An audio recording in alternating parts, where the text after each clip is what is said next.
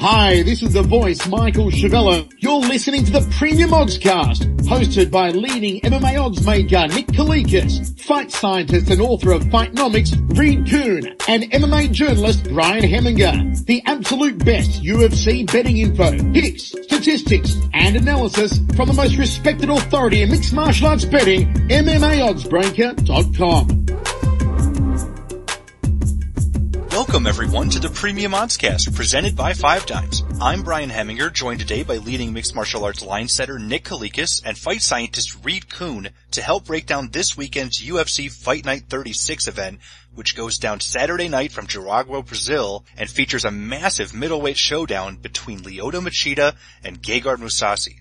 Now, if you aren't familiar with our format, Nick and I will offer our analysis and a pick for every fight from the card from top to bottom, and Reed, being the statistician that he is, will provide numerical input for all fights with sufficient data. Now, since so many fights on this card feature UFC newcomers and fighters making their second octagon appearances, Reed will unfortunately only be able to help us out for 4 bouts today. Before we get to business, let's briefly go over our betting results from UFC 169 2 weeks ago. Our premium plays went 2-1 overall, with underdogs Alan Patrick and Nick Catone winning close decisions, while our play on Tony Martin came up short after his first round submission threat was avoided. Overall, though, we still won a solid 3.9 units. Back to the present, UFC Fight Night 36 features a 12-bout lineup, with the first 7 preliminary fights taking place on the online UFC Fight Pass network. Let's get started. Opening up the preliminary card will be a featherweight contest featuring a pair of UFC newcomers in Douglas Silva de Andrade, who is 22-0 with 1 no contest, taking on Zubair Tukhugov, who is 15-3. Now, Nick, this line was actually just opened since the fight was recently made, so where did you open it, and has anything shifted?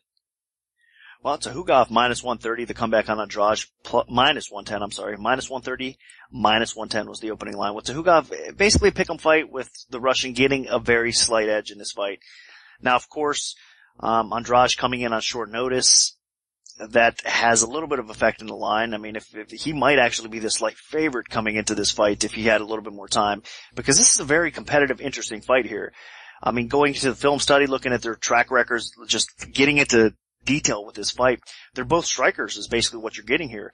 Both the guys prefer to keep things on the feet and bang things out. Now, Andrade is more of a counter striker though. He has powerful hooks with both hands. I mean, he can really end your night early with either hand. That's how strong this guy is on the feet. But he does tend to backpedal a little bit and waits for his openings there. He does have decent kicks. He throws them with power, low, middle, high. And his grappling, even though he's a striker, he does kind of clinch up with you, likes to get in close and maybe from the clinch trip you to the ground and get on top, work some ground and pound a little bit. So he's not totally out of his realm grappling, but make no mistake, Andrade is definitely a striker. I mean, he knows it. He's very confident on the feet that he can end things. If there's any flaws, if you look at his resume, I mean, it's kind of weak. It's one of those Brazilian padded resumes a little bit. He hasn't fought the best competition, but there's a couple okay wins on his resume for sure. This is a big step up coming into the UFC, but he's fighting again a Russian that is also making his debut. I think Tukhugov at this point though is a little bit more ahead. He's going to be a little bit bigger, physically bigger coming into this fight. He's going to be a little bit taller.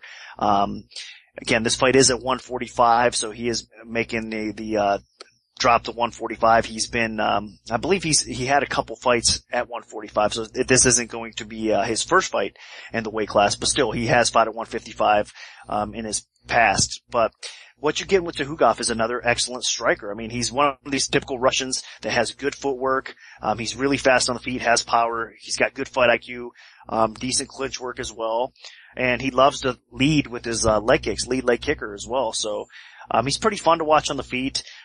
The flaws on his feet would be he does tend to leave his hands a little bit low, and get tagged at times. So that's a little bit concerning. He does have a loss by knockout in his past, but he has improved since that time as well. And I talk about a spotty record. He's fought some weak competition as well. So back and forth, we go with these kind of padded resumes with these guys making their debuts. So it's hard to gauge how good they are, but more times than not, these guys do improve. I mean, and again, the Russian fighters that have come into the UFC has been nothing but impressive lately. So I'm expecting a war between these two. Zhukov also, though, he's got probably a little bit better of a grappling base. I mean, he's a former Sambo champ, in Russia, of course. So he's capable of landing takedowns, and he has a decent sub game in his own right. But I think more times than not, this fight is going to, again, stay standing because these guys like to stand and bang. Both guys can be put on their back. Both guys like to get the fight to the floor at times, especially when they're tiring. So it's going to be a back and forth type of battle. I'm going to slightly favor the Russian here because he is a little bit more prepared, I think, for this fight. He's going to have some physical advantages in this fight, so got to lean with him. But again, this is a fight that you can't really be confident in because both these guys are going to stand and bang it out, and it could realistically go either way. This fight is in Brazil, so that makes things interesting as well. But Zhukov is going to be my slight lean here. Yeah, one of the reasons I'm slightly leaning for Zhukov is I think the UFC is really high on this guy. I mean, he was originally supposed to be facing Thiago Tavares in Tavares' featherweight debut. I mean, that's a guy that's fought in the UFC more than 10 times, and the UFC, and he was dropping a weight class, and UFC is bringing this guy in to take him on. So, you know, they had to think that he's pretty solid. So, Zhukov, you know, he's 23 years old. He actually trains out of Tiger Muay Thai alongside fellow UFC recent debuter Mirbek Taisimov.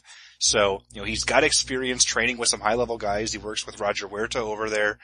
As Nick mentioned, you know, he does have experience at lightweight, but he's very technically sound. He doesn't have the one-punch knockout power that Andrade has, but I do think he throws really good combinations. He uses distance very well. While he doesn't keep his hands up, he does avoid getting hit pretty well just because of his footwork, and he stays out of range of big shots from his opponents. So I think that could be a little frustrating for Andrade. And he actually does have some decent grappling. He doesn't use it a whole lot, but occasionally, you know, he will shoot for the takedown, and he does have some decent trips and throws, and he usually wins scrambles. So if the fight goes to the ground, I do give the advantage to Zhukov. Now, Andrade here, very interesting. He is taking the fight on short notice, but 22-0, that's a crazy record. He's very powerful. He does almost always try to keep it standing.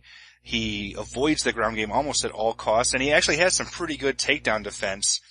And I think you look at the ability, you know, there's a reason that he's 22-0. It's because he's very powerful. He has dangerous head kicks. He's finished fights with kicks. He's finished fights with punches. Almost every one of his fights that he's finished, it's been via knockout or TKO. So he's all about getting some damage done. He's dangerous on the inside with short hooks and knees, but I don't think his chin is actually that great. You look at some of his fights, and he does get clipped every once in a while. He doesn't have the best striking defense, and he actually got dropped relatively recently, within the last year and a half, when he faced a guy who's 3-9, Benilson Cardoso. That guy actually dropped him. He was this pudgy guy on a 6-fight losing streak right now, and this was in the 5th fight of that 6-fight losing streak, and he actually almost finished Andrade. So I think that's a huge red flag for me, that if this guy can do it, I think Zhukov could probably do it, especially on short notice, because Andrade, he's a little bit stiff. He's getting better, but that is a little bit of an issue. And I think Zhukov is just a lot more relaxed in there, and I think he'll be the more composed striker, especially after a full training camp and having a teammate that recently had a successful UFC debut. So I'm leaning to Zhukov, and I think he'll hand Andrade his first career loss. Now moving on, we have another Russian making his debut in the welterweight division with Albert Tumenov, who is 12-1 overall, taking on Ildemar Alcantara, who is 19-6. Now Nick, where did you open this fight, and how has the public shifted things? Another Russian opens as a favorite. Tumenov -190, the comeback on Alcantara +150. And right now, looking over at the line, Tumenov is -210 or so. So it's staying pretty steady around 2-1 favorite. The initial action did come in on Alcantara, the more popular fighter as far as name recognition. Of course, he's got a brother that's also on this card. We'll talk about later on, Yuri, which is the better of the two fighters, by the way. But getting into this Alcantara, I mean, he's a pretty well-rounded fighter. Now, of course, I mean, he is suffering a loss, kind of a surprising upset loss in the hands of Jaraguá last time at UFC Fight Night 29, but he didn't really look good. I think he basically showed his true self, if this makes sense. And not to crack on the guy, not to put the guy down, but there was a little bit of too much hype behind Alcantara coming in, or entering the UFC, and then even after his win over Prado, his win over Silva, there's just a little bit too much respect he was getting. He is a very complete fighter. I mean, he's one of these long, lanky fighters, more known for his striking, but he does have a capable ground game, have submissions, in his arsenal as well, but he just doesn't really excel in any area. I mean, if you look at the guy's resume, he does have quite a few knockout wins, but on the feet, he doesn't really display it, at least not yet in the octagon. I mean, he's not a devastating type of striker, so he can outpoint you. He's got, like I said, a nice long jab. He mixes in his combos well. He mixes in his kicks well.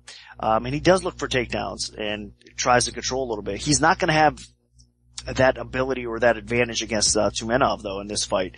I think another Russian here that's very capable of keeping the fight standing. He's another one of these Russian fighters again has good footwork. He's a heavy hitter, really. He's impressive on the feet. He's very aggressive on the feet, and he's got some nice boxing. He leads with a nice jab. He counters very effectively. Tumenov does, so he's gonna be the more effective striker, I believe, on the feet here.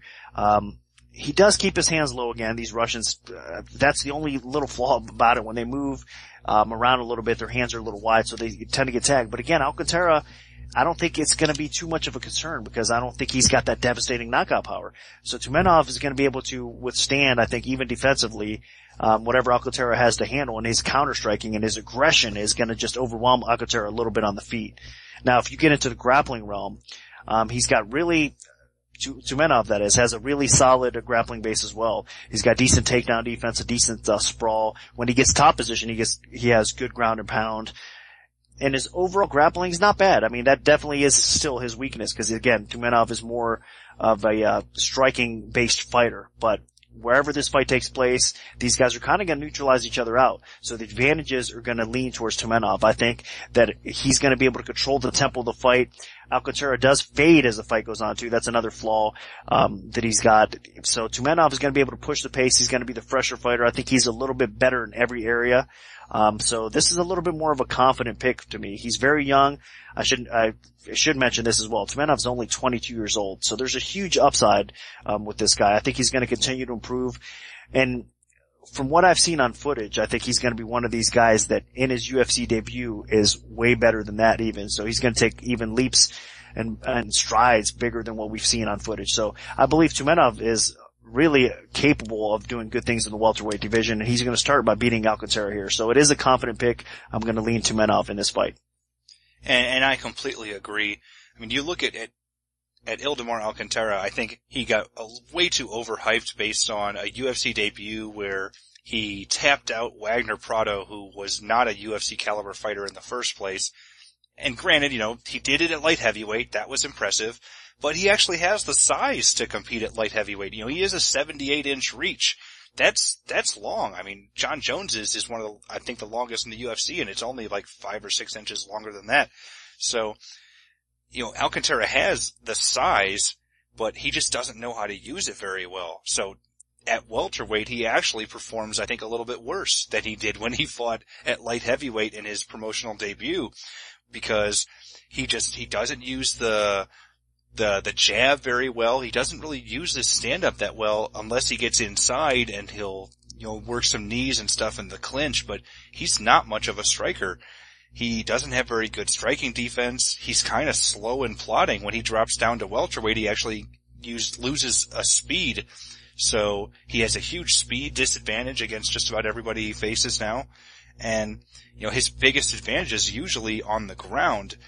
He's not really explosive like his brother.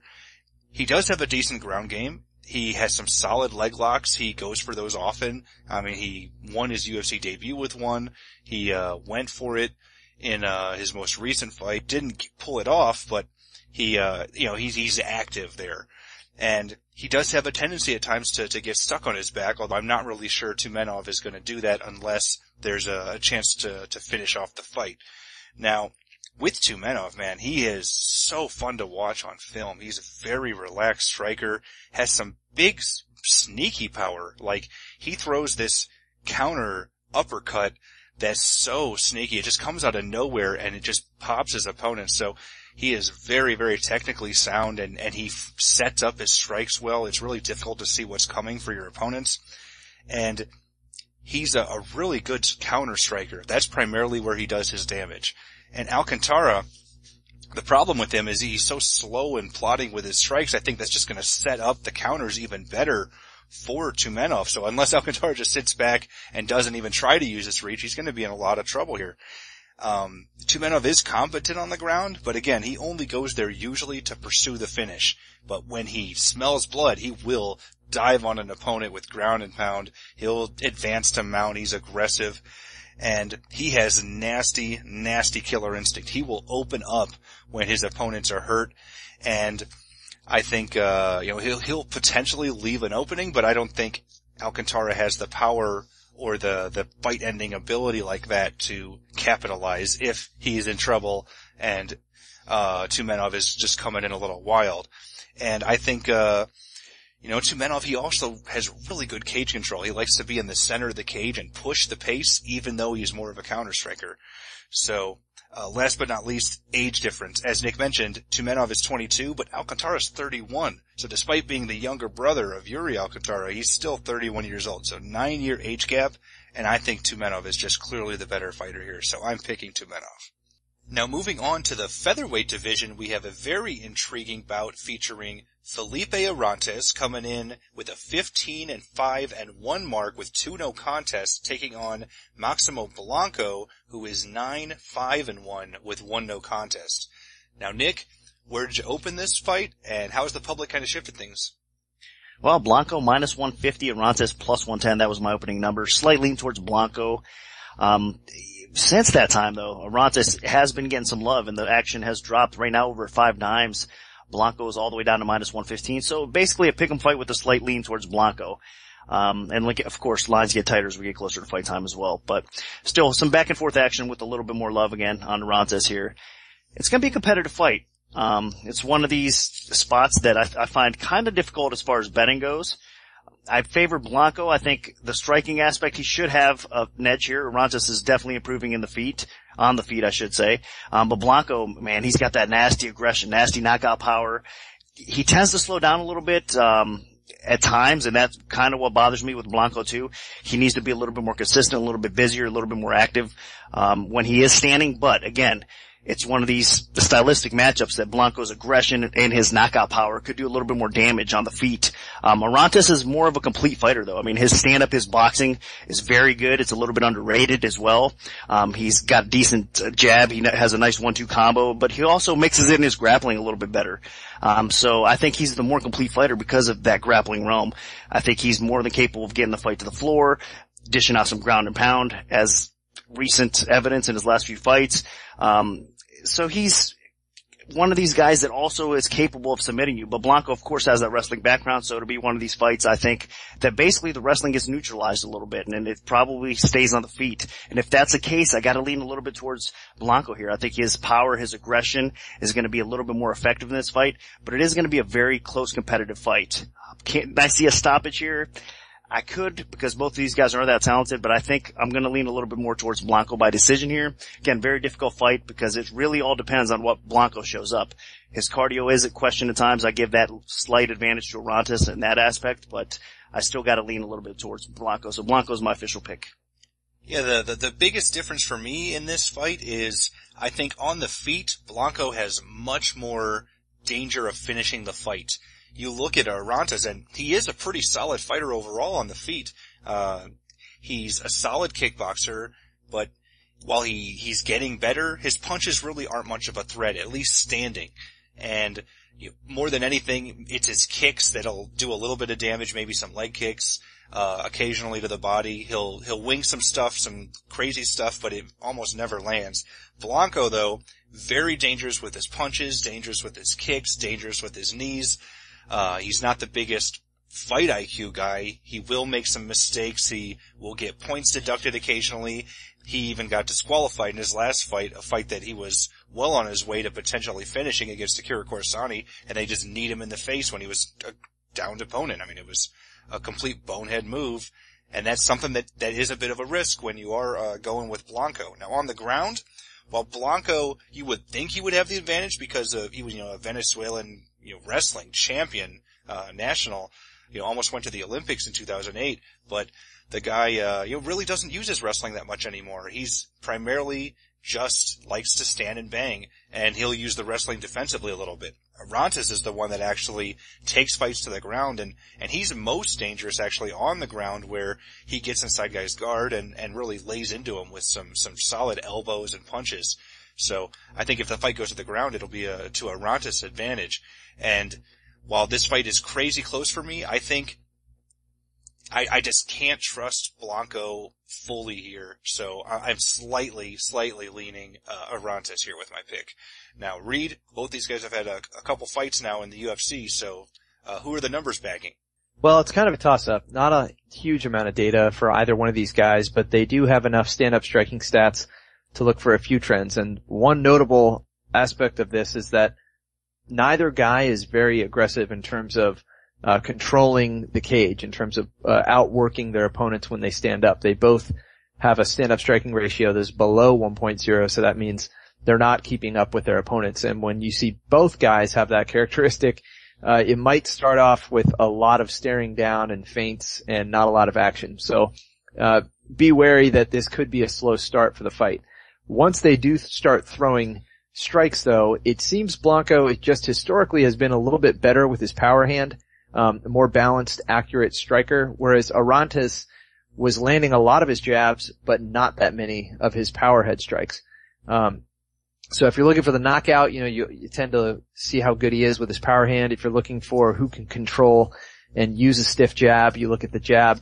It's kind of a toss-up here. But in terms of defense and avoiding strikes, Blanco has been better in that.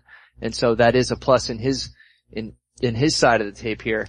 On the ground, again, limited data, but to date, Blanco has been the better grappler, at least in terms of, controlling his opponents. So they've attempted one submission each, not a lot of data there. So it's somewhat limited here. And, if there is a size differential, that could play into it. Orantes might be the larger guy. I have kind of conflicting data on actually what their real reach is. But at least in striking, it seems like Blanco is a little bit more crisp, technical, at least to date. So take that for what it's worth.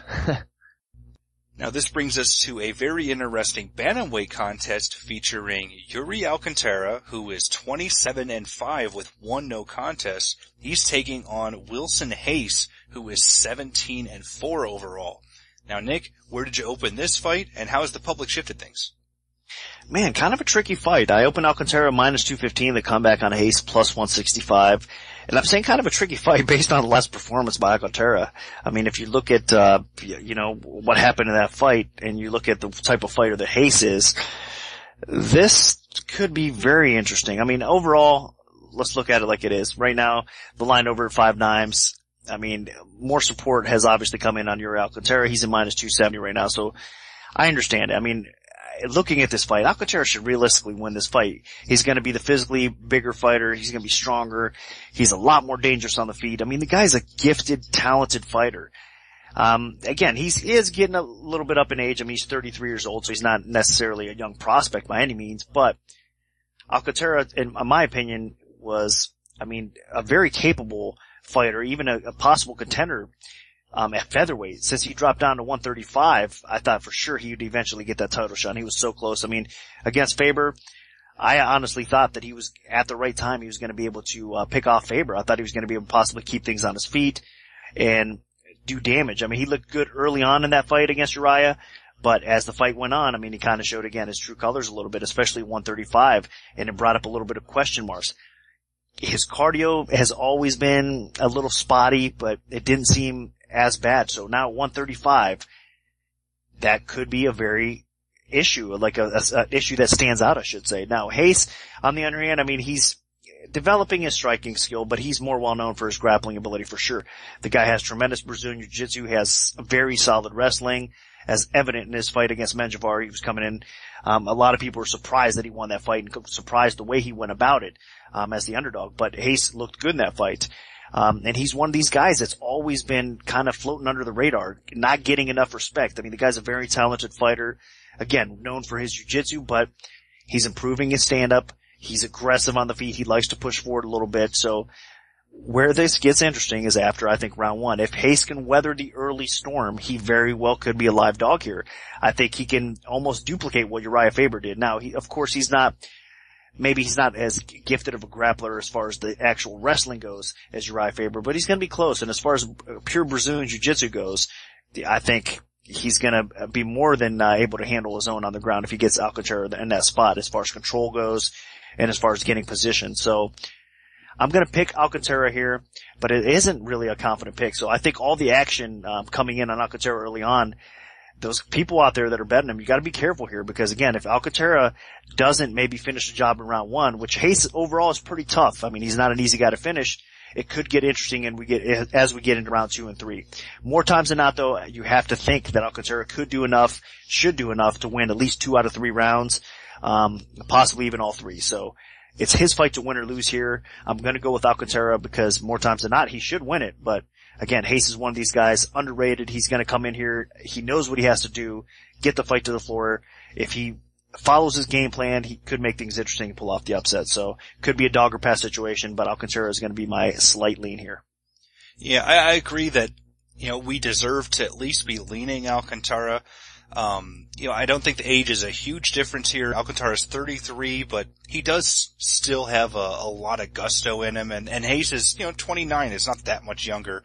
But, you look at these guys, Alcantara is significantly better than Hayes on the feet. I think he's got way more power. He has a huge left hand. So that's gonna be a big factor in the stand-up department when these guys are in there trading. On the ground, Alcantara is extremely aggressive. These guys are actually a little bit like polar opposites. They're both very solid Brazilian Jiu-Jitsu black belts on the ground, but Alcantara has good takedowns. He's really aggressive guard passer. He's a big risk taker on the ground. He will constantly be looking to pass guard, get on his opponent's backs, get to mount, just improve his position. He's a guy that's just what he does. Hayes, on the other hand, he is not a huge risk taker. He will play it a little safe. He does have really good takedowns. He gets the fight to the canvas, as you saw in his UFC debut against Ivan Menjivar. That's basically what won him the fight. But when he gets the fight to the ground, it's more about control, slowly, methodically working his way forward, progressing. He'll take what his opponent gives him, and if they're not giving him anything, he'll just stay where he is and just try to keep the fight there and keep the ref from standing it up. So there's a huge difference in the strategy of these guys. Now, in terms of cardio, as Nick mentioned, I think Yuri is not the best in terms of cardio. He definitely slows down in fights. We've seen it time and time again. But I do think that, Hayes isn't the best cardio guy. He's okay. He's solid. He did get some late takedowns in his last fight against Menjivar, so he's capable of still going strong late, but he's not a cardio machine by any realm of the imagination. And Hayes has been stopped by strikes before. Granted, it was against some absolute killers in Patricio Pitbull and Eduardo Dantas in Bellator, 2 of the top featherweights and bantamweights in the world. So, it's not like he's losing to complete scrubs. And those were his last 2 losses, actually. But I do think that Alcantara's power is comparable to those guys. So if Alcantara does hit Hayes with something really heavy, and Hayes is not a very good stand-up guy, then Hayes could be in big trouble. But on the feet, Hayes, he's not that great. He's competent enough to hold his own there. Mildly aggressive. He does move forward. He has a left hook that he likes to wing, but it's not very accurate. He has these, little T-Rex arms. So he doesn't really do much damage with his punches. His kicks, on the other hand, are pretty solid. He lands some good low kicks, but where Hayes has the best advantage is he has some pretty good timing with takedowns, and he's aggressive. He aggressively pursues them. So, Alcantara has been controlled in the past. We saw it in the Hakran Diaz fight. We saw it, and that was at featherweight. And we saw it in the Uriah Faber fight. After he was dominating Faber for the next 2.5 rounds, he ended up being the one getting dominated. So there is potential for Hayes to weather the early storm and win this fight. But I think that Hayes is not quite as good as either of the two guys that have, been able to out-grapple Alcantara. So I can at least see Alcantara winning the first 2 rounds, potentially finishing the fight early. And if not, then Hayes could probably win the third, but I don't think that'll be enough. So I think Alcantara at least wins a decision here. Now moving on, we have a lightweight contest featuring Francisco Trinaldo, who is 13-3 overall, taking on Canadian Jesse Ronson, who is 13-3 as well. So Nick, what's the MMA Oddsmaker's perspective on this one? Well, I open up Trinaldo minus 185 to come back on Ronson plus 145, and it's been getting back and forth action actually right now at the line, over at 5 dimes. We're seeing Trinaldo at minus 185 plus 160. So it did bounce around a little bit, settling down and, tightened up. It's at a good spot. I mean, I think Trinaldo 2-1 favorite's about right, about fair. But it's another one of these situations. We were just talking about Alcantara. He fades, or quite a few people actually on this card so far that we were talking about with cardio issues. And Trinaldo, I mean, if you're talking about one thing or one weakness, you have to point that out right away. And it's frustrating, man, because this guy's so talented. He is getting up there a little bit in age. I mean, he's 35 years old, so unfortunately for him, I don't really see much upside in his UFC career. I mean, with all that talent, I mean, the guy's very aggressive, very dangerous in all aspects of the game. I mean, his striking's amazing to watch because, I mean, the guy brings it. I mean, he has decent boxing, maybe not the most technical at times, but his aggression on the feet is just fun to watch. He mixes in powerful kicks as well. He's got accurate punches and kicks with the power that he throws. So he's dangerous just in all aspects of the striking game. Now, his wrestling actually is pretty solid as well. He can get the fight to the floor. He can get top position. He's got really good Brazilian jiu-jitsu offensively. I mean, he can just do so much. And he's, again, that talented all around as far as the fight game goes, but he does tend to fade as the fight goes on. So after round 1, you're getting a different fighter in Trinaldo. He comes out in round 2, he slows down, and I mean, that's why he got beat. Let's face it, in his last fight against Hallman. Hallman was able to weather the early storm, and he came back. Trinaldo gassed out a little bit and got the submission win over him. I think that Ronson is going to have to kind of repeat the same thing here because Ronson's a very talented fighter in his own right, but he's not as well-rounded as Trinaldo, and I think he's going to even struggle in the stand-up department possibly early on as well with him. But Ronson is a very talented striker. I mean, the guy's obviously been working on his overall game, developing his weakness, which is his ground game. I mean, that's kind of what got him beat, obviously, in his last fight. But he was very competitive in his UFC debut. He did take that fight on short notice as well. So there's a big upside, I think, to Ronson. And he's still at that age gap where 28 years old, you can see a little bit of improvement and ability to get better and maybe climb up the ranks a little bit. But this is a big test for him. So I think he's going to, again, have to weather an early storm. I think he's going to have to probably stay off his back a little bit in this fight and look to mix things up and utilize his striking, because his striking is pretty fun to watch as well. I mean, Ronson, he has a good footwork. He's a southpaw. I should say both these guys are southpaw, so that makes things a little bit interesting as well. But he mixes up his kickboxing, and he's pretty fun to watch. Again, he's got power in his kicks and his hands as well. So this should be a firefight if it plays out on the feet a little bit. But if he gets in round 2 and round 3, again, Ronson could start taking over, and we could see him pulling off the upset win here. So this is not a spot where I could honestly recommend a bet on Trinaldo. I have bet him in the past. He's made me some cash before. He's let me down before. It's been one of those situations with him. He's that inconsistent. So it could be another one of those dog or pass situations, because Ronson, I think, might surprise people here and just weather the early storm and pull off the upset win. But more times than not, again, it's one of those situations that Trinaldo is the better fighter. Again, if it goes to the cards, possibly he wins 2 out of 3 rounds. It could be a stoppage here as well. Trinaldo has more ways to win this fight, so I'm going to slightly lean towards Trinaldo in this fight. And, for his sake, hopefully he gets the job done. Yeah, I really think that Francisco Trinaldo should steal Ed Herman's nickname, because it's like he has a timer when a fight starts where he needs to either score enough points or get a finish within about 6 or 7 minutes, or he's going to be completely out of gas and potentially get finished, because he is so strong in the first round. He comes out and he is a buzzsaw. He is strong on the feet. He's got some really good power. He's sneaky with being a southpaw. And then on the ground, he's just a killer, whether it's going for submissions, whether he's just completely physically dominating his opponents. I mean, he is a huge, physically imposing lightweight. And he also has some really good ground and pound. So it's all about that early aggression with Trinaldo. I mean, we saw in the Mike Rio fight, I mean, he just obliterated Mike Rio. And even in the last fight that he lost against Piotr Hallman, he was crushing Hallman in the first round. I mean, that was a clear first round for him, but he just ran out of gas. And at 35 years old, I do not see him improving his cardio to, huge amounts. So that's gonna be an issue for the rest of his career, the rest of his UFC career, however long it lasts. Now, Ronson, he has his own problems. At 28 years old, he fights too upright. Like, Joe Rogan just would not stop talking about that, and it was a problem. It actually made his takedowns, or his susceptibleness to takedowns, so much higher. His opponent just repeatedly kept taking him down. I mean, he worked his way back up a little bit more as the fight went on, but that was a problem, and Trinaldo is probably going to be doing that. And, Ronson does set up his strikes well, but when he finally does throw him, he leaves himself wide open for takedowns because he loads up a little bit too much with big shots.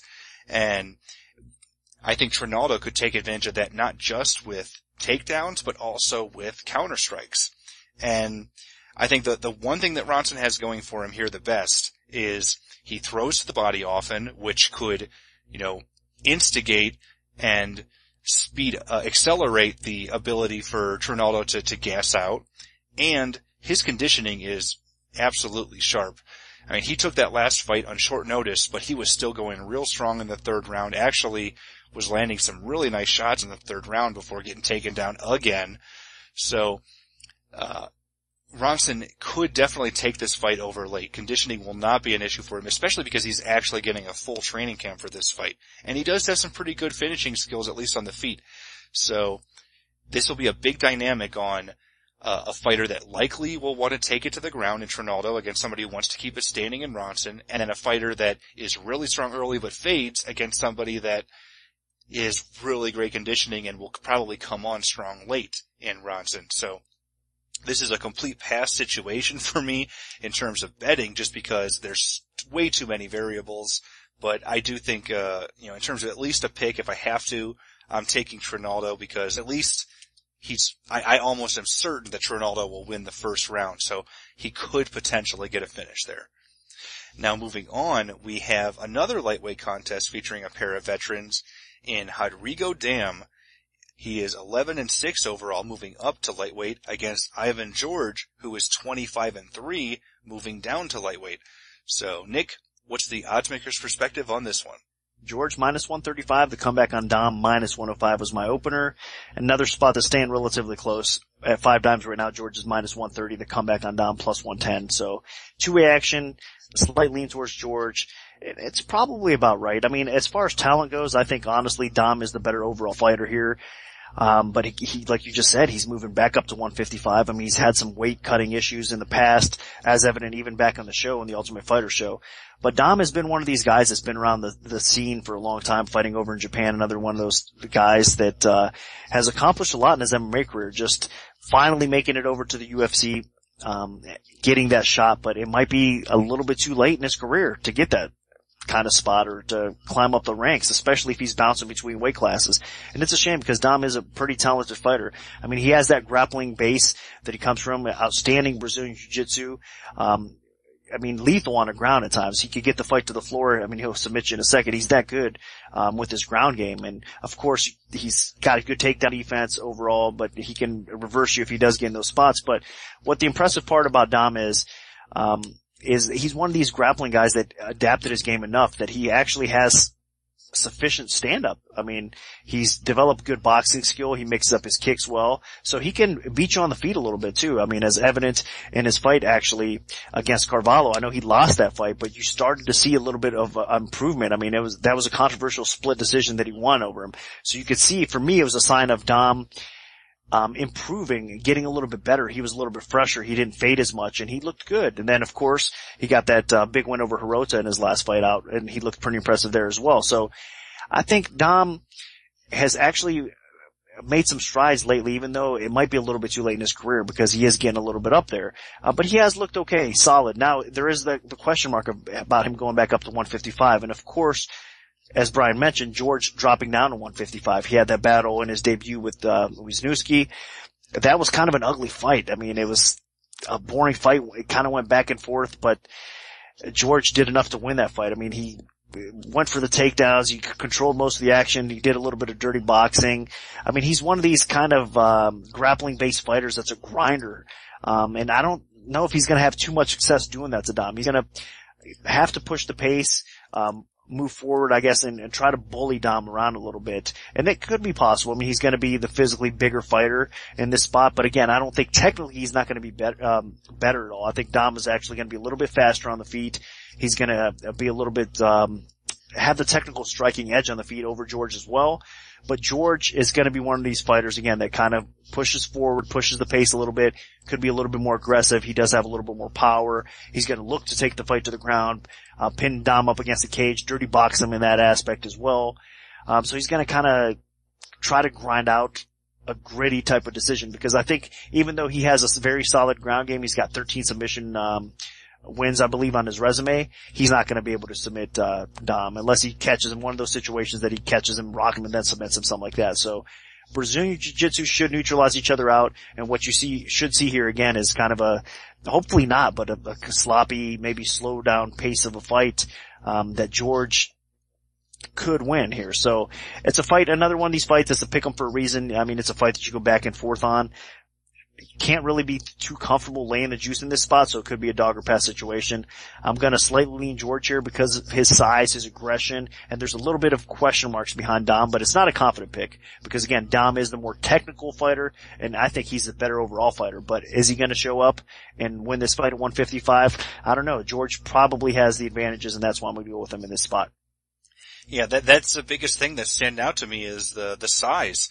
You know, Rodrigo Dom actually had some success at 145 pounds after having a terrible run at lightweight. You know, he did not have a strong finish to his lightweight career before deciding to, you know, re-energize his career by dropping down a division. And George, on the other hand, you know, he only fought at welterweight in his last fight because it was on short notice to take on Keith Wisniewski. So it was an ugly fight, but he was just doing what he needed to do to get a win because, you know, he just didn't have the physical tools to hang with the guy, a weight class above. So, you know, he had to make it ugly. It had to be a clinch battle. It had to be a grind fest. You know, normally he's not actually a big grinding fighter. I mean, he won, I think, 6 or 7 fights in a row by submission before getting his opportunity to compete in the UFC. So, I mean, the guy does have some good finishing instincts. But, you know, both of these guys, you know, George 33 years old, Dom 34. I think the big thing that scares me with Dom is his chin isn't that good. He had some serious medical issues at 145. You know, you brought up his appearance on the show that he actually got removed from the Ultimate Fighter Brazil because he couldn't keep cutting weight to featherweight, and, you know, he has had some issues with that since. So I think that is a problem. You know, kidney damage is a hell of a thing. It could even affect him at 155 even. And while Dom does have an excellent ground game, he doesn't use it a whole ton anymore. I mean, he's primarily become a stand-up fighter. He's not the best stand-up fighter, but he actually has some sneaky power. He, you know, blasted his opponent in his UFC debut, actually rocked him a couple times, and then finished him with a rear naked choke when he was, you know, very vulnerable.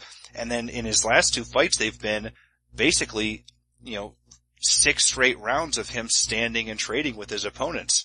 So I'm very interested to see how he continues with that. but he basically will stand with his opponent until he either hurts them or he gets hurt, and then maybe he'll think about going for a takedown. While he doesn't have a great chin, he actually does have some surprising power that I didn't even know he had. He actually, even hurt Mizuto Hirota in his last fight a couple times with some really good left hooks. He has a surprisingly good counter left hook on the feet. Now, George, he's moving back down to lightweight. He was actually the Jungle Fights lightweight champion. He did score some pretty quality wins over a couple tough guys. Like, there's somebody that he beat who's 15-2 overall that is on like a 9-fight winning streak now, and he tapped him out. The guy has a really solid ground game, and that's where he really needs to take it to win this fight. He is not the most competent striker, but he's a bit of a grinder in terms of neutralizing his opponent on the feet. And I don't think Dom is a really good enough striker to take advantage of George's faults and deficiencies in his striking.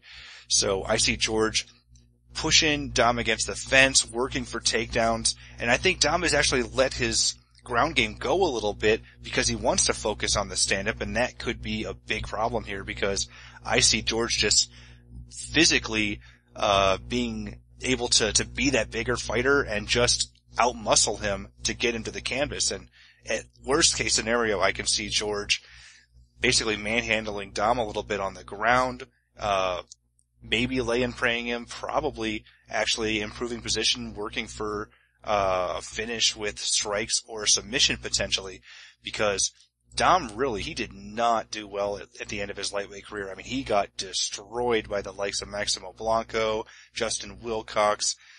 He did not have a good run at lightweight. I mean, I thought it was almost a joke that he was even trying to get in the UFC, but he looked good at featherweight. At lightweight, I don't know. So this whole re-energizing himself, it might come to a crashing halt here by moving up a weight class, taking on a guy that has been fighting at lightweight successfully for a long time, and even was able to successfully fight at welterweight. So I'm picking Evan George to grind one out, potentially get a stoppage, and it mainly comes down to size here. Now moving on to a lightweight battle that will be the final preliminary fight. It is Cristiano Marcelo, 13-5 overall, taking on Joe Proctor, 8-2 overall. Now Nick, where did you open this one, and how's the public shifted things? Proctor minus 180, the comeback on Marcelo plus 140 was my original opener. The initial action did come in on Marcelo, dropping the line a little bit. Now as we get closer to fight time, looking over at 5 dimes, we see Proctor at minus 210 plus 175. So a little bit of support coming back in on Proctor, which I think is correct. The way these guys match up, I mean, Marcelo's your typical Brazilian Jiu-Jitsu guy. He's been around for a long time. I mean, he's a veteran in the Brazilian scene, the Japanese scene. I mean, the guy's trained with a lot of veteran fighters, helped train a lot of important fighters as well in the sport. So he's been around for a long time, and he definitely has a good skill set, especially his Jiu-Jitsu game. I mean, the guy has some nasty submissions, but the problem is with Marcelo, he's falling in love a little bit too much with his striking and doesn't utilize that ground enough. He's facing a solid, complete fighter in Proctor. I mean, Proctor is not gonna, I think, do anything too terrific, but what you have in him is a very complete, solid fighter. I mean, the guy has decent stand-up, a decent ground game in his own right, decent wrestling. He's basically your modern-day MMA fighter. So, in my opinion, you have your jiu-jitsu stylist versus a complete MMA fighter. And Proctor really has several advantages in this fight. I mean, the only clear advantage I would think for Marcelo in this spot would be to catch Proctor by submission. But Proctor's a very hard guy to sub. So I don't think that's going to happen here. I think most of this fight's probably going to play out on the feet. And on the feet, you got to give the edge to Proctor. I think he's a little bit more dangerous. He's a little bit more technical with his striking. He has better cardio. And putting that with Marcelo's chin, he has been knocked out a couple times. I mean, the guy's 36 years old. It's not a good sign for Marcelo at all. I think Proctor is just going to hang in there. It might be competitive early on because Marcelo does love to push forward a little bit. He is aggressive, kind of swings wild with his punches at times. But eventually Proctor's going to find his spot, and I think he's probably going to catch Marcelo and put him out. If not, I think Proctor's going to be able to do enough to control a comfortable decision win here, win at least 2, maybe all 3 rounds, probably all 3, honestly, I think, but you never know with the state of MMA judging. So Proctor, it's his fight basically to win or lose here. I think, if he shows up like I think he can and compete like I think he can, he's going to be way too much for Marcelo. Marcelo's okay, but I really question at this point of his career if he even belongs in the UFC. I know this is in his home country of Brazil. But this might actually be the last fight that he gets, because I do think Proctor's going to win this fight, and I'm confidently picking Proctor against Marcelo here in this spot. And I completely agree here. Proctor's 28, Marcelo's 36, so there's a big age gap here, and especially once you get to lightweight and lower, that age, you hit that 32, 33-year-old mark, and things just start to deteriorate, where you just don't have the speed or the reflexes anymore, and especially the chin strength. People get finished a lot more as they get older. Just ask our buddy Reed. Now, Marcelo does have amazing Brazilian Jiu-Jitsu creds. I mean, he was the coach at Shootbox at King's MMA. He trained alongside some really great Brazilian Jiu-Jitsu fighters, but he just doesn't use it anymore. He wants to stand and bang, and the problem with that is he's not very good at standing and banging. His chin stays high. He is pretty sloppy. He doesn't have very good striking. He doesn't have much power, and he gets knocked out. I mean, even he got knocked out on The Ultimate Fighter. He got knocked out on the finale. He got knocked down in his last fight when he lost a decision. He's just not that good overall as a fighter.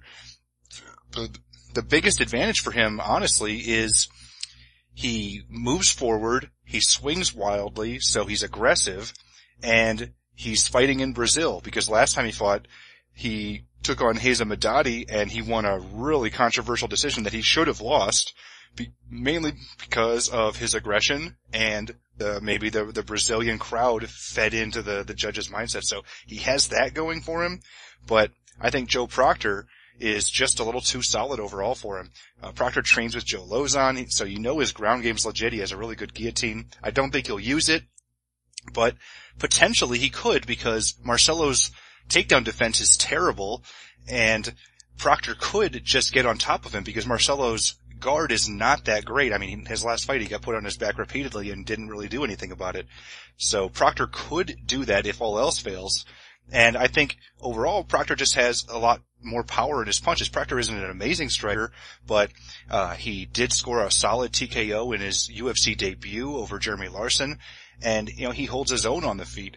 So I think Proctor is going to beat Marcelo with punches. He can beat him with knees. The only thing that's a little scary is both of these guys have been out for so long. Proctor's been out 13 months, Marcelo's been out 11. So, while they might have ring rust, they both will have ring rust more than likely. So I think that could cancel each other out. So then you just look at overall skill sets and all the intangibles, and everything's pointing at Joe Proctor. So I'm also picking Joe Proctor. Now, opening up the main card will be a very intriguing featherweight contest featuring Charles Oliveira, who enters with a 16-4 record and 1 no contest, taking on the Ultimate Fighter Season 15 veteran Andy Ogle, who is 9-3 overall. Now, Nick, what's the MMA Oddsmaker's perspective on this one? Oliveira minus 900, comeback on Ogle plus 500. That was my opening line. Now looking over 5 dimes, minus 650 plus 475. So line got tighter, but immediate action did come in on the underdog Ogle, and now we're starting to see some action back in on Oliveira. So I was kind of glad to see the early action on Ogle, because I do think Oliveira's going to win this fight. I mean, I find it really hard to believe that Ogle's going to pull this off. It's just stylistically another hard matchup for him. I mean, Oliveira, for me, he's always been one of these prospects that I think could potentially wear UFC gold. He's that good in every aspect of the fight.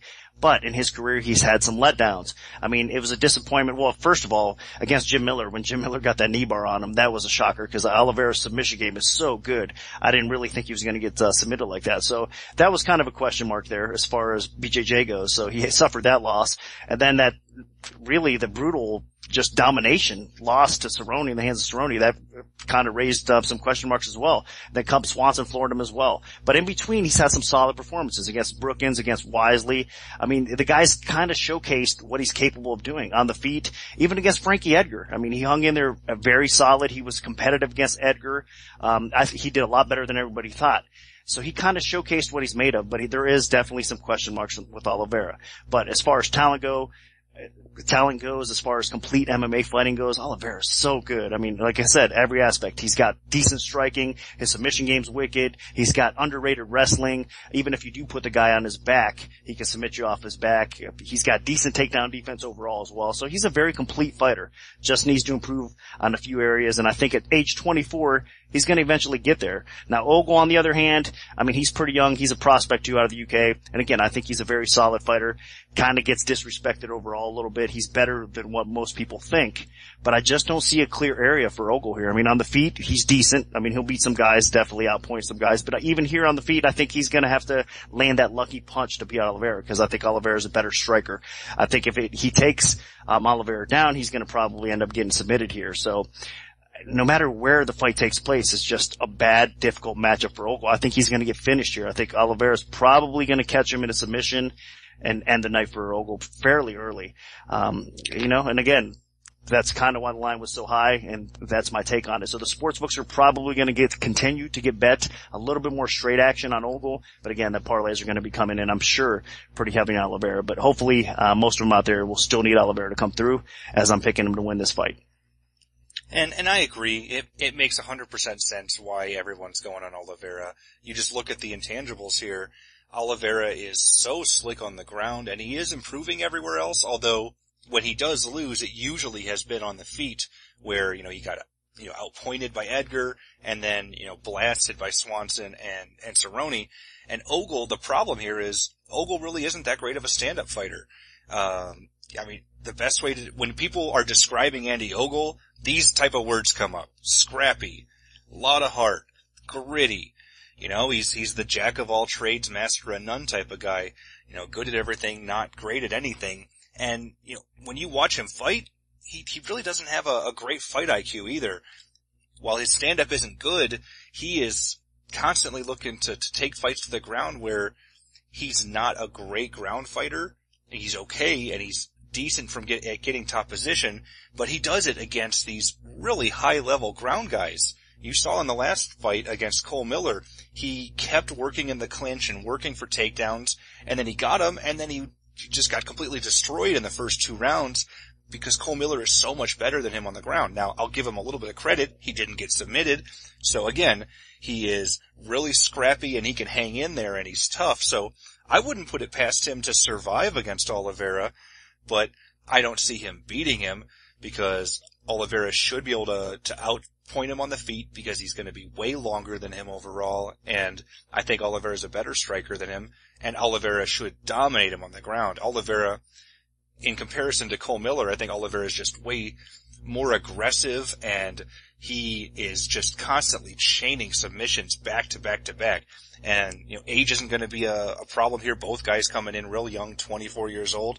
So I just think the only thing that could possibly help out Ogle here is if Oliveira gasses, and I really don't see it happening. I can't remember Oliveira really having conditioning issues, and that's really where Ogle has shined. He won the 3rd round against Cole Miller, but I don't even see him winning the 3rd round against Oliveira should the fight get there. So my pick is Oliveira, and Reed, do the numbers back us up? Yes, they do. And it's interesting, a few of these key points that you pointed out, Andy Ogle actually has a higher takedown attempts per minute while he's standing than any fighter that I've looked at on this card. But you're right, when he gets there, nothing happens. He doesn't advance. He actually has the lowest advance rate of any fighter on the card. He's not exactly a submission ace, and here he is, he's facing a guy in Oliveira who is very good at throwing submissions up and often. So that's going to be a problem area. If Ogle does his usual thing where he pushes forward, pushes the pace, and also tries takedowns, he could be walking right into a trap with Oliveira. Now, while they're standing, their accuracy stats are pretty similar, but Oliveira is going to be the longer fighter, and it's Ogle's defense that's a real problem. He lets himself get hit. Part of that may be the reach, but if he's coming forward like that, he's going to be walking into a lot of punches. So, the way Ogle has gotten through some fights is through perseverance and pushing forward. And in both cases, standing up and on the ground, I see him walking into trouble here with Oliveira. So I do think, the lines have probably reflected that Oliveira is a justifiable favorite here. And, I think he's going to get into some traps. So I'm not sure how long it's going to last. Now, an intriguing main card welterweight contest here is a pair of fighters making their second UFC appearance each in Viscardi Andrade, a 15-6 Tough Brazil Season 2 veteran, taking on Nico Mousasi, who is 11-2 with 1 no contest overall. Now, Nick, what's the MMA Oddsmaker's perspective here? Well, I opened Andrade minus 185 to come back on Mousasi, plus 145. And since that time, steady action on Mousasi. And I guess most of it is based on his, win over Alessio Sakara. I mean, he was pretty impressive as a back and forth fight there for a minute, but he got a solid win over a veteran in the UFC. So Mousasi had a little bit of hype as a prospect coming in to his UFC debut, and he performed well. Now Andrade, on the other hand, he's not one to get very much respect. I know he's on the Ultimate Fighter Brazil. He performed actually pretty well on that show. But he still doesn't have that, I think, the mainstream respect for the overall fans right now. He might after this fight, though, because it's an interesting matchup, and I think Andrade definitely has some advantages over Mousasi. If you look at the overall size differential, Mousasi might be a little bit taller, but the actual reach is the same, so they got that going for them. I think on the feet, it's going to be pretty competitive. It could go back and forth, but I actually give the slight edge in striking to Andrade, too. I think he's going to be a little bit more technical. I think he's going to be pushing forward a little bit more, and both these guys have knockout power, but I do like Andrade's capabilities of getting the KO a little bit better as well. On the ground, they both have decent Brazilian jiu-jitsu. They can both be put on their backs, though. But I would think Andrade is probably going to maintain top position if that happens a little bit more so. Mousasi is a little bit questionable at times with his takedown defense. It's weird because he's one of these guys that, I mean, if you look at film, his takedown defense is spot on at times, but then other times it's just non-existent. So I think that's going to come into play a little bit with Mousasi. He might get put on his back a little bit more than he wants. But ultimately, I think it's Andrade's pace he's going to set here. I think he's going to be the one coming forward. He's going to be the aggressor here. And I think he's going to be able to clip Mousasi more times than he gets clipped. And I think he's going to be basically control the whole pace of the fight. Could see a stoppage here, but more than that, I think Andrade is probably going to control and win a pretty clear-cut decision, depending on the judges, of course. Now, it is in his backyard, so he should have that extra motivation, the Brazilian fan support behind him. There is a little bit of buzz in the Brazilian scene about Andrade as well. So maybe not to the UFC mainstream fans he's popular, but he does get some respect in the Brazilian scene, I should say that. It is a competitive fight. I do not agree with the early movement on Mousasi, though. I think that everybody's kind of underestimating Andrade in this spot. And I do think, the way these guys match up, it will be competitive back and forth, like I said.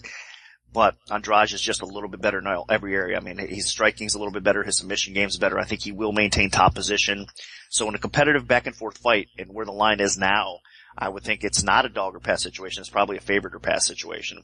So I'm going to lean towards Andrade because I do think he's going to get the job done.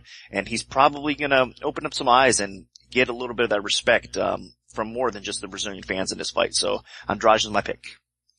Yeah, and I agree with this one. Andrade is actually a pretty solid fighter, and I think what people are looking over is his early part of his career, because he did not have a great start. He wasn't a full-time fighter. He really wasn't taking everything very seriously, but once he got onto the Ultimate Fighter Brazil, once he got into the UFC, he became a full-time fighter, and the results have showed. On the Ultimate Fighter Brazil, he was starting to harness some of the teachings from, Fabricio Verdum, and Nogueira, and I think he's really starting to get a lot better. He has some surprisingly good power that he debuted in his UFC debut there against Bristol Morunde. He landed a pretty crisp combination, a straight left and a big right hand, and just put him away. He ended up dropping him a second time to get the finish. I think he is overall pretty solid. He's a little wild, but the steady improvements are definitely shown. Now Mousasi, I think people are hyping him up a little bit because he did debut in the UFC at 185 pounds against Sakara, and he got the stoppage win in the first round. But, he also showed some serious vulnerabilities in that fight. Alessio Sakara is not a world beater by any means, but Sakara had him really hurt in the first, 15 seconds of the fight, and then he had him in big trouble when he took him down and started beating him up with ground and pound, but Mousasi did score the armbar to get the finish. I don't think Andrade is going to get caught by an armbar. He actually has a grappling background before he started becoming a decent striker. So I think this fight will primarily take place on the feet, and Andrade should be able to outwork him. And then if you factor in that Musoke's coming all the way over from Sweden, that's going to be intimidating. A lot of fighters have some trouble with that, and I don't think Musoke is going to be able to handle that, especially because it's a long trip over. I don't think he's fought outside of Europe before, and Andrade is going to have the crowd behind him. He's going to have the judges potentially in his corner if this fight goes to a decision. So I just think a lot of the intangibles are on Andrade's side. So I definitely am going with Viscardi Andrade. Now, another really interesting welterweight contest is Eric Silva, the hyped up prospect, 15-4 with 1 no contest overall, taking on UFC newcomer Takanori Sato, who is 17-8-7 overall. Now, Nick, where did you open this one, and how's the public shifted things? Well, a big favorite in Silva. He was minus 1,200 in my opener. Sato plus 600. And a lot of people were saying, man, that's ridiculous. What a crazy line, especially since Silva's coming off that knockout loss. But you know what? I mean, matchups are everything. And this is just a nightmare matchup for Sato. And I mean, looking at it, Sato is actually a respectable fighter, no doubt about it. I mean, again, a veteran in Japan, of course. He's a king of Pancrase, welterweight king of Pancrase champ, actually. So that says something. I mean, that's pretty respectable as well. He's a pretty strong guy. He's tough. He's got a well-rounded skill set. But, really he's not, the problem with Sato is he's not really great anywhere. I mean, he lacks that spark that you want to see. I mean, he's not one to take over with the striking or his ground game or anything like that. So, he's gonna have some troubles against Silva. I mean, Sato, one good thing I guess is he is a southpaw, so coming into this fight, it might be a little bit, throw Silva off for a second. I guess southpaws can be tricky at times, but I don't think it's gonna be much of an issue here with him. He does have some decent grappling as well. He looks for the takedowns often, Sato does, but in this case, I don't know, it's gonna be tough because Silva is very hard to hold down, take down, and his jiu-jitsu is sick as well. So, I think more times than not what we're gonna see in this fight is it play out on the feet, and Silva's just gonna smash him, man. I mean, he's just so devastating and wild with his strikes, but he's effective. I mean, he's a prospect and a potential UFC champion at 170. I mean, a lot of us thought so, at least, for a reason. I mean, the guy does definitely have a skill set. And I know he had suffered kind of a surprising setback to the hands of Kim in his last performance, but he still, up to that point, was looking pretty good. Looked like he was about to win that fight, actually, before he got caught. So it was a little surprising. He had some setbacks, but still, you see the potential that Silva has in his game. And again, everywhere this fight goes, he is dangerous, unlike Sato. I mean, like I said, Sato is basically about average everywhere, a solid, well-rounded fighter. Well, Silva's just above average in the danger factor everywhere. I mean, if he gets you on the ground, I mean, we saw in his last few fights how dangerous even his submission game can be. Again, his knockout power, he's just going to be dominant. And that's why you see the line being this steep for the Brazilian. I mean, he's in his home country. Again, he's probably, arguably, one of the best fighters at 170 out of Brazil, so he has to win this fight. It's almost a must-win fight for him. I mean, he's very marketable. He's got a good fan base over there. So basically, the UFC is feeding Sato to Silva. I think the line's right, being that crazy high, because I'm expecting this fight not to go very long, honestly. I think Silva's going to come in here and probably end this fight in round 1. So you got to go with Silva here. I don't think it's worth even putting anything small on the dog here. It's not a dog or pass situation. I think it's just a total pass type of situation here, because there's not going to be any value, even at the current line. I mean, I should mention at $5 right now, he's minus 1,100, so it did drop a little bit, but still, I mean, it's nothing to, I would mix into any play at all. So my pick is going to be Silva. I mean, there's not much to say about this fight. It is a mismatch, and he should roll. Yeah, and I completely agree. This is a fight where UFC really tested Silva against one of the better welterweights in the promotion, Dong Hyun Kim, in his last fight. He held his own, but didn't pass the test, got knocked out in the second round, so now they want to build him back up again, and this is a guy that they are literally feeding to him, because he is going to have an amazing performance, and people will be talking about Eric Silva again. So that's how you look at this fight. That's what's probably going to happen. You look at Sato, he hasn't lost in over 3 years, but he really hasn't fought anybody of note. And, you know, even in those fights, they haven't been the most impressive. I mean, he did score 2 submissions in his last 2 fights, but he had a lot of decision wins, a couple draws. He almost got knocked out against Shingo Suzuki, and he doesn't look that impressive overall. I mean, the guy doesn't have a great chin. He's not good on the feet at all, in my opinion. He's been knocked out 4 times, and the best thing he's got going for him is he does have a pretty good ground game, and he's relatively aggressive in pursuing the takedown. But, I mean, his knees are taped up. It looks like he's held together with, rubber bands and duct tape a little bit. And he's not a very good athlete. So, when you compare to Silva, who, while he has had some trouble with, powerful wrestlers, John Fitch, Dong Hyun Kim type of guys, he's handled the smaller wrestlers like the Charlie Brennemans, the Jason Highs, and I think those guys are probably better wrestlers and grapplers than Sato. So, you factor that in. And Silva is just extremely, extremely aggressive. He pursues the finish constantly. He has big power. He has a good ground game. Not great off of his back, but I just see him obliterating Sato at some point, catching him with a knee, with a spinning attack, with a big punch. Sato is vulnerable to getting hit with strikes. So I think Eric Silva rolls here.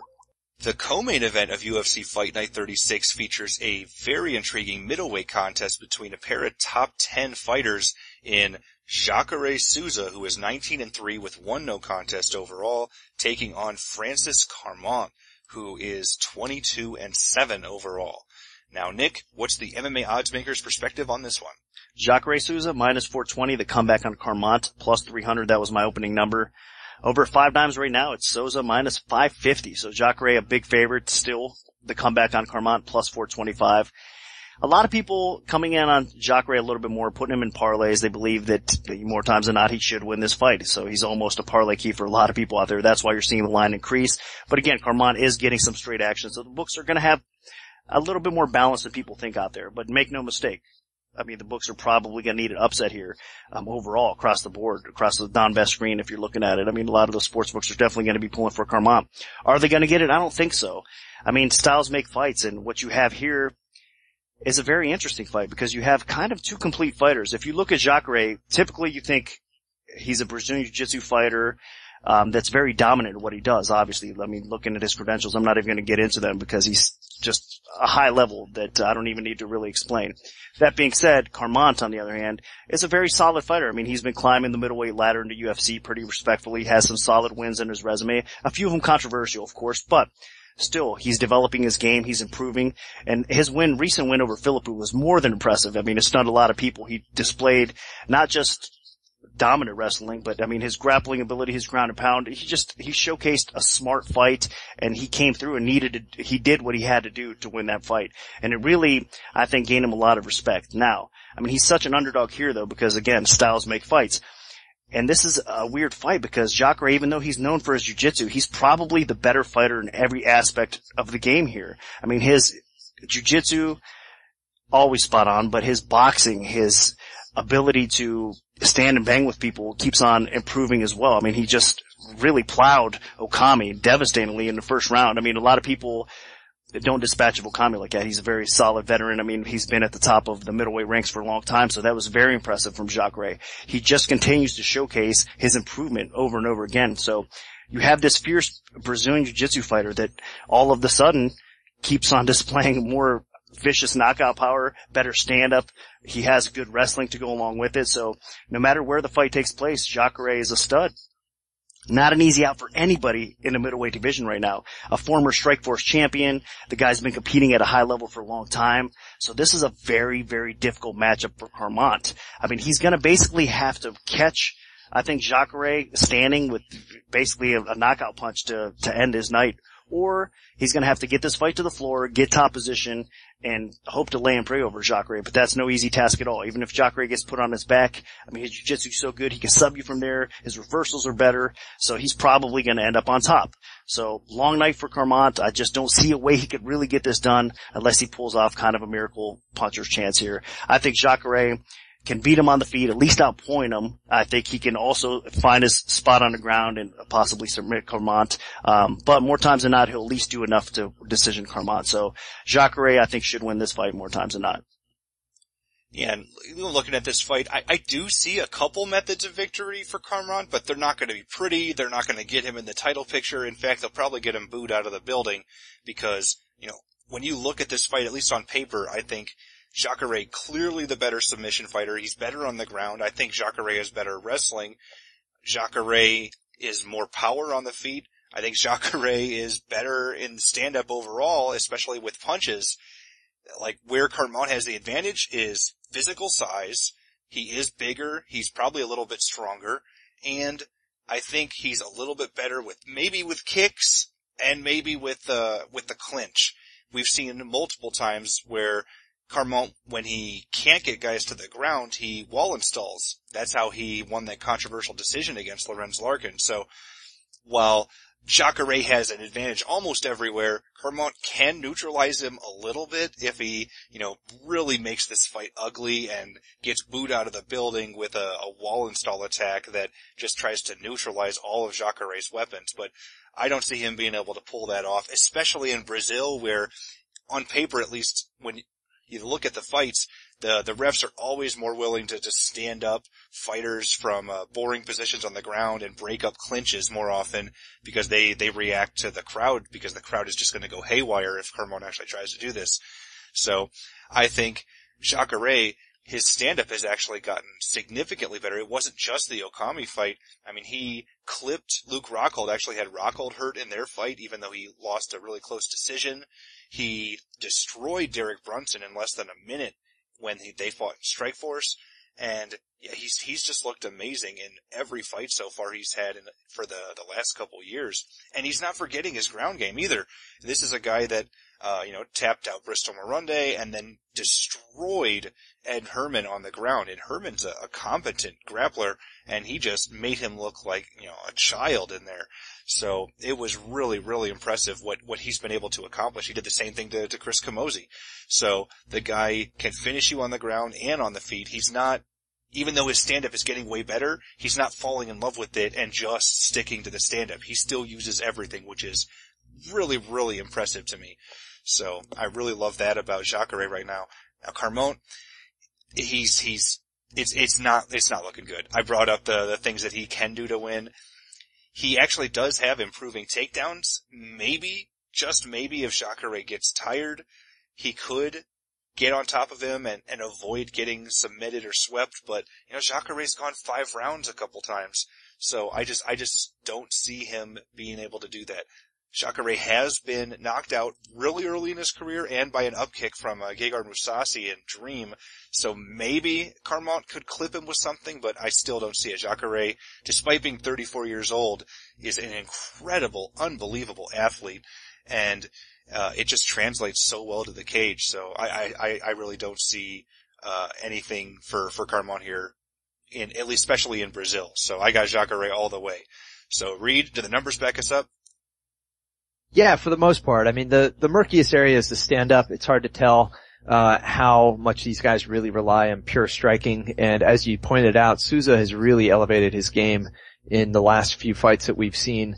So when I look at his stats, I have to remember some of those early statistics where he probably wasn't even worrying about striking and landing his strikes. It was mostly to set up a takedown where he finished his opponent on the mat. But lately he's been picking it up. And yet side to side, they're almost identical, although Souza is just a little bit better, and I also think he's been facing stiffer competition.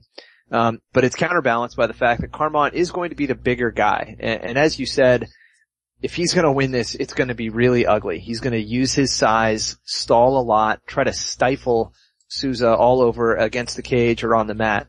But Souza, no doubt about it, he is the more dangerous fighter. He is one of the most dangerous fighters, I think, in the game today, whether it's now standing, he's added that, but just on the mat, he is ridiculous. And so if Carmont thinks he's gonna, use takedowns and push him around the cage, I don't think that's gonna work.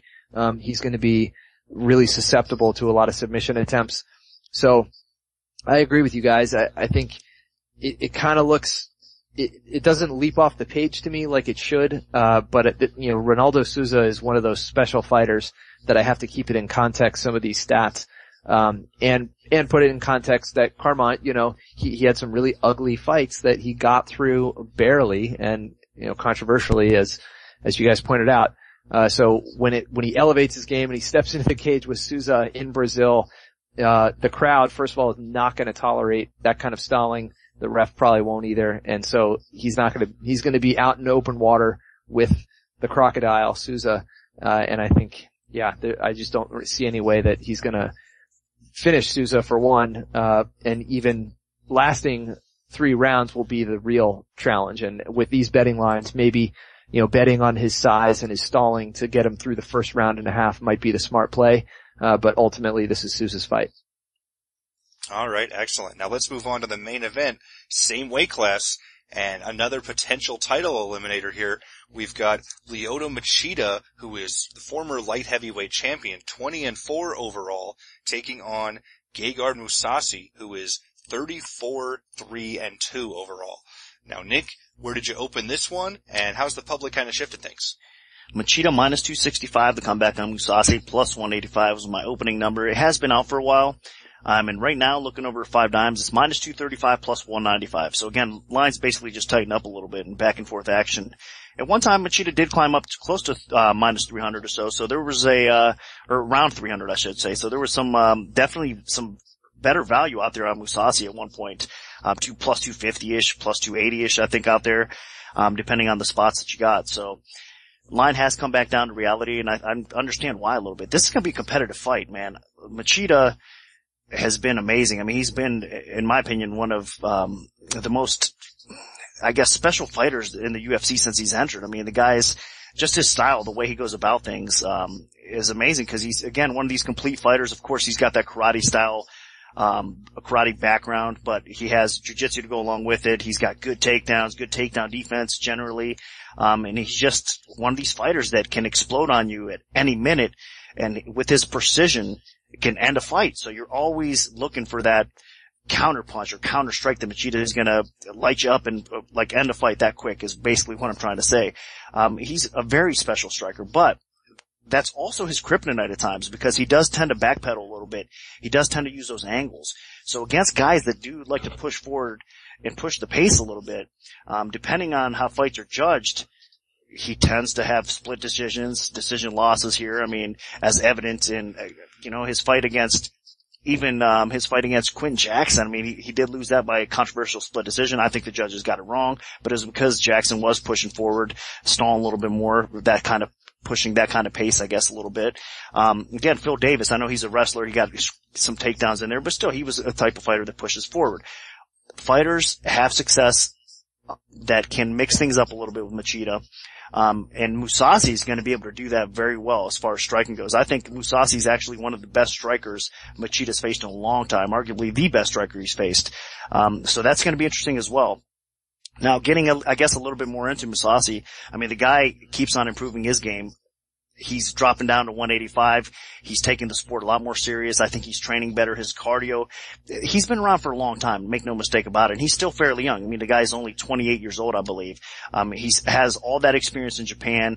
The UFC fan base, the diehards, have been waiting for this guy, to make a splash, over in the US and with the UFC for a long time. So he's finally here. But all of a sudden, he's almost like under the radar for some reason. A lot of people aren't really, I think, respecting him too much. I know there's even been talk if Machida wins this fight, he's going to be next in line for the title shot. If Mousasi wins this fight, he's not going to get that title shot more likely as well. And I can understand as far as marketing goes and the spot that Mousasi's in. I can kind of relate and understand why the UFC's doing that, but that's the kind of disrespect that Mousasi's getting right now. So he's got a point to prove here, and I think he's going to be more than competitive in this fight. It's going to be interesting. I do think this is a dog or pass situation because the way these guys match up, I mean, you basically have striker versus striker. Mousasi's a very talented kickboxer. I mean, he even, floored the former heavyweight K1 champion in Japan. So the guy is a very talented striker. And this fight, more times than not, is probably going to play out on the feet. Both of these guys do look for takedowns, and they're capable of grappling. And both of them, of course, in the past have been put on their back and have kind of cost themselves in that way as far as fights go as well. But I think that aspect will neutralize each other out here, and we'll probably get a competitive striking matchup. So I think this is a situation here. While Machida is I think, just a little bit of the better fighter in this spot, but the line might be a little bit too high, so it's a dog or pass situation. I've been honestly going back and forth even as far as a pick goes on this fight. I'm gonna slightly lean towards Machida. I mean, he is the favorite for a reason here, but I wouldn't be surprised if Mousasi does pull off a possible decision win here, or a controversial decision win, depending on how the judges score it. So I do think it's one of these situations that is a dog or pass, and I could see Mousasi pulling off the upset. Yeah, and looking at this fight, there are a lot of things that stand out to me. I think the biggest one is the surgery that Mousasi had. You know, he had the UFC debut against Ilir Latifi, and then he had the knee surgery. So he's been out for quite a while. It's be almost probably about 11 months to a year by the time he finally comes back here.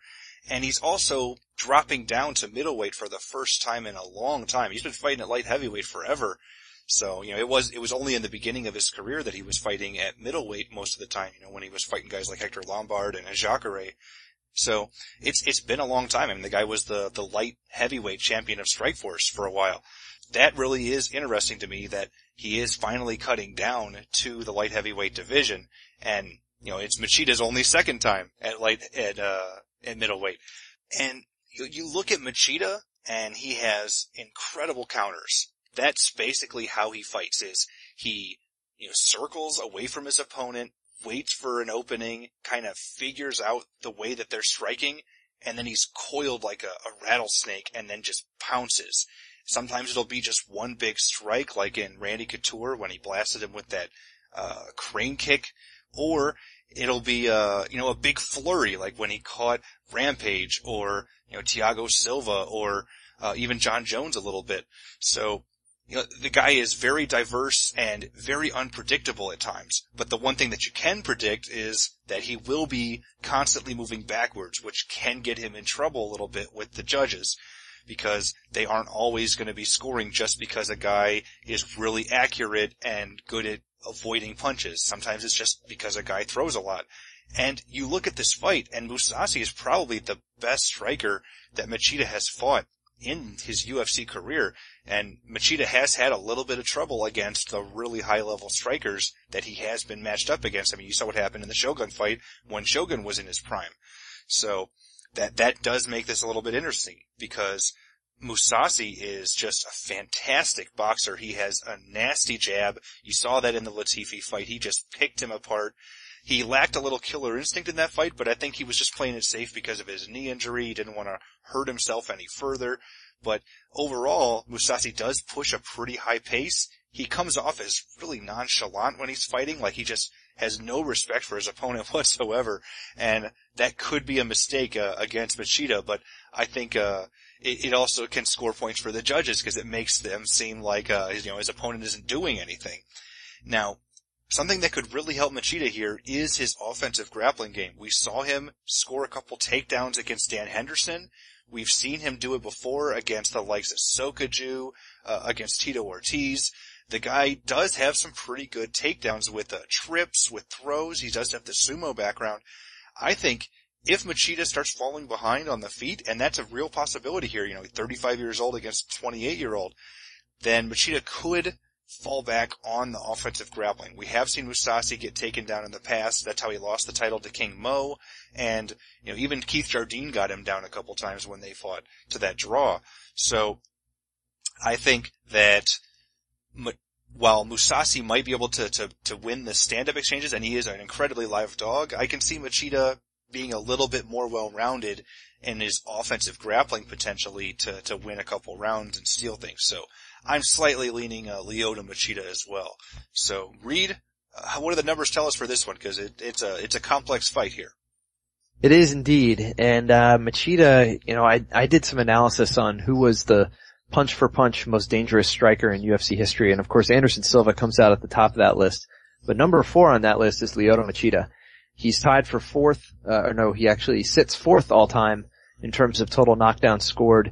He has a ridiculous knockdown rate. His accuracy is amazing, and he is incredibly elusive and hard to hit. So when it comes to striking, this guy is awesome everywhere, except one place, which, as you guys mentioned, he tends to back up a lot, and I think that is reflected in his attempt rate.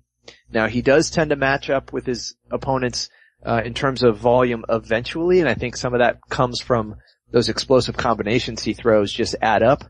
But it definitely gives the appearance that while he's moving backwards and simply moving out of the way of his opponents, he could be losing minutes during a round. Against a guy like Mousasi, who's going to have a reach advantage, he tends to operate at a higher pace in general, as well as controlling the ratio of the fight. That could be an issue in terms of round to round. Now this is, I believe, going to be a 5-round fight, which kind of opens up the fatigue issue and Mousasi cutting weight and a few other factors. But in terms of stealing rounds, I definitely think Mousasi has what it takes. He has the profile of a kind of guy that can steal those rounds. His defense is also extremely good. It's actually even slightly better than Machida's, and Machida's is great. So if he uses that stiff jab, which he lands at a very, very accurate rate, he could win a couple rounds here and there. Now, punch for punch, I still believe that Machida is the more dangerous guy. Neither guy really attempts a lot of takedowns. They have very similar profiles. When they actually do go for a takedown, their success rate is about the same. So I don't really see that playing in often and early. I think these guys will try to feel each other out for striking for a bit. Ultimately, Machida's takedown defense is better. I just don't really see him going that route with Mousasi. I mean, Mousasi's grappling credentials are also pretty darn good. So, I think these guys will try to bang it out. And it'll be interesting because Machida has a little bit of an upward battle with this one, more so than some other fights. And we've seen him lose decisions, controversial ones, but close fights, before. So Mousasi fits that bill. So, granted, I still think this is another situation where one guy is the more dangerous fighter, but he is facing a larger, stifling opponent, and that's what Mousasi is. So, depending on where the lines go, there could be some value on the underdog. And I also, it'll probably take a little while to develop as well. Another situation where that's true. But still, the more dangerous guy is still Machida. So it's an interesting matchup for a lot of reasons. I think Mousasi is probably underrated by the public, and so that could be contributing to some of the line skewing towards Machida over time. We'll see where it ends up, but I think generally Mousasi is probably a lot better than many people realize. Thanks, Reed. Okay, that'll wrap up our UFC Fight Night 36 full event breakdowns. If you're interested in our bets for this event, we'll be releasing part 2 of the Premium Oddscast on Fight Day after we've had one final look at the combatants at the weigh-ins. Also, we will likely have a free bet given out for this event, so make sure to follow @Premium Oddscast because that's where we'll give it out first. If you want to get a notification for our free bets, just send an email to picks@MMAOddsbreaker.com and we'll add you to our emailing list, which only sends out email when we release a free play, whether it's for UFC, Bellator, World Series of Fighting, Invicta, or any other MMA event. You can also like our Facebook page, where we'll also provide updates on whenever we have upcoming shows or any other important articles that have been released on MMAOddsbreaker.com. Last but not least, our co-host here, Reed Kuhn, released a book, Fightnomics, concerning the numbers and trends behind mixed martial arts. You may have heard of it. How about you get in on the action? It's available via hard and digital copy via Amazon.com. And we also have a link to it on our homepage. Special thanks to our sponsor, 5 Dimes. Now good luck, and may the betting gods be on your side this weekend.